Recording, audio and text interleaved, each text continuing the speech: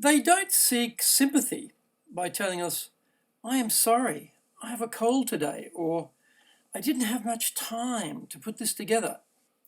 In my experience, men don't care all that much for that type of detail, and there is no particular empathy for these types of excuses.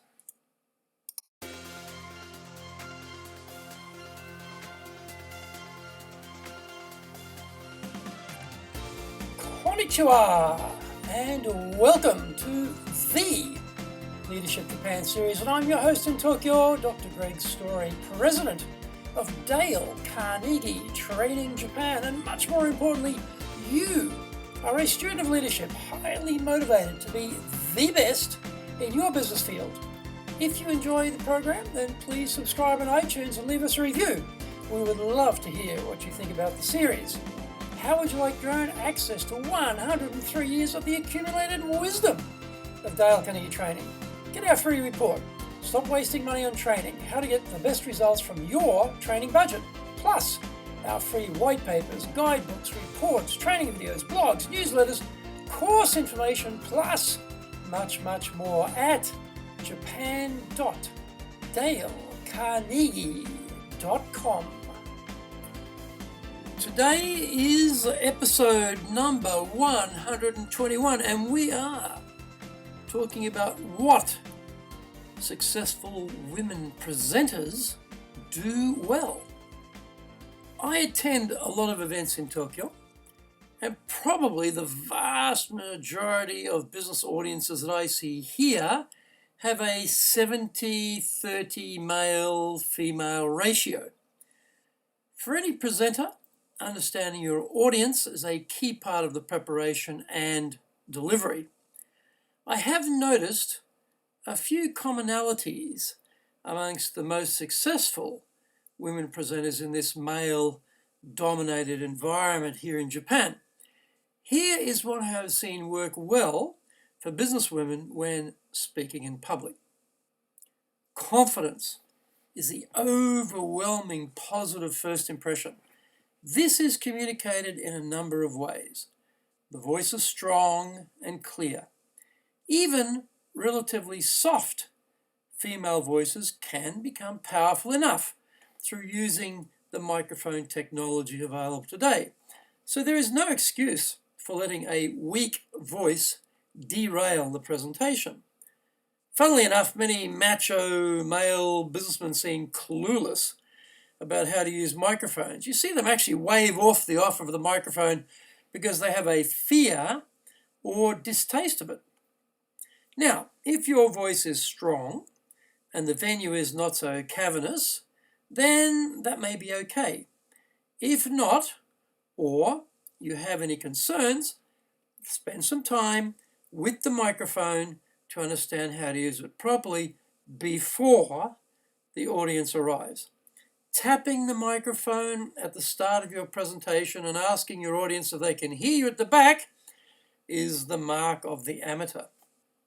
Also consider a lapel microphone or a hand microphone as good options for mobility during your presentation.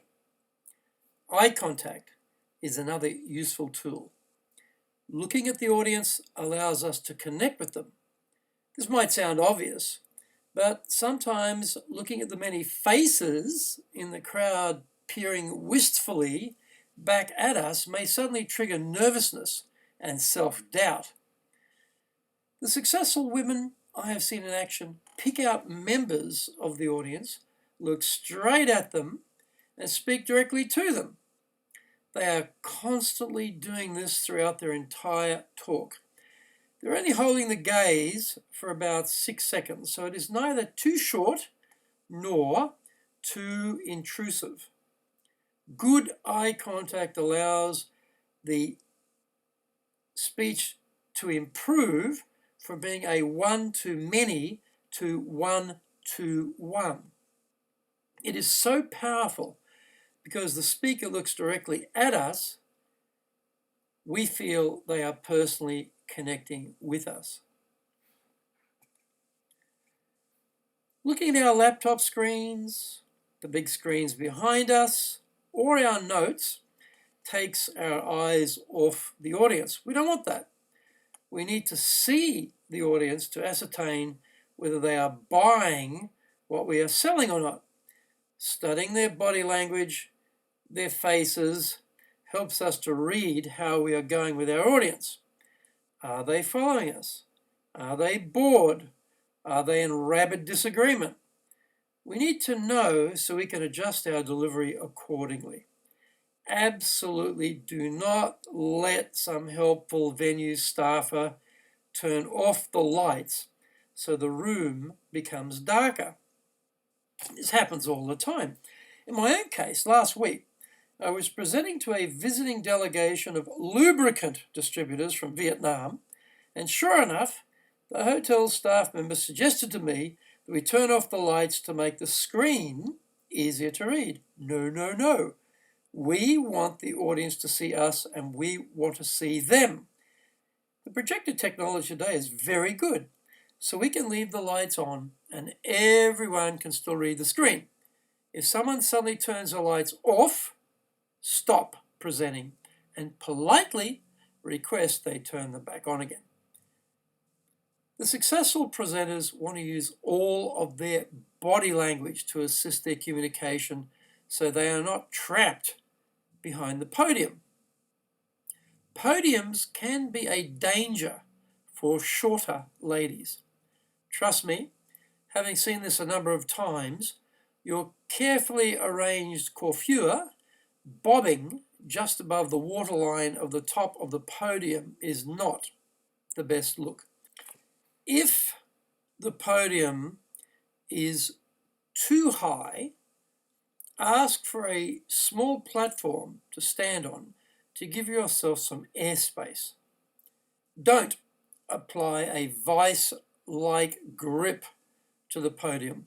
This negates our ability to use gestures to emphasize key points we want to make.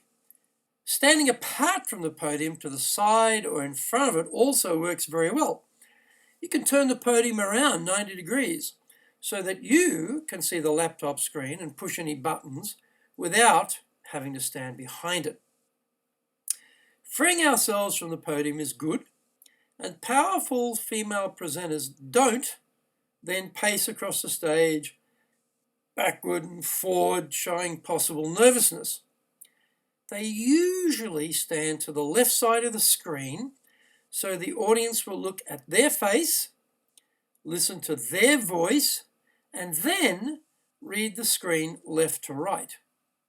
They are communicating, look at me, now look at the screen. In this way, they dominate the screen rather than the other way around. What they put up on the screen follows the less is more principle. Think Zen garden here rather than Times Square. They see the value in having more images than text. They have one graph per screen, not four, and they don't go crazy with more than two colors. They make themselves the centerpiece of the presentation, not what is put up on the screen. By contrast, Japanese male CEO screen presentations are usually totally horrible. Crowded, obtuse, ugly, impenetrable, gaudy. They may be Japanese samurai businessmen, but clearly no Zen happening here. Persuasive women demonstrate their confidence by never, ever apologizing for their state of health, degree of nervousness, lack of preparation, or any other excuses. I doubt very many men care about the speaker's health status or any other excuses from any presenter. The successful women have worked this out, and they keep their health issues, etc., to themselves and want to be seen as true professionals. They don't seek sympathy by telling us, I'm sorry, I have a cold today, or I didn't have enough time to put this together. In my experience, men don't care all that much for that type of detail, and there is no particular empathy for these types of excuses. If these women, successful presenters, are ever feeling anxious, they make sure not to show it. Consequently, they are taken at face value by men in the audience and get full credit for being a business expert in their area of expertise. I was at a presentation recently by a visiting speaker, and everything was going fine until about 5 minutes into the presentation. She started to lose it. Surprisingly, she announced she was losing it and that she needed a deep breath.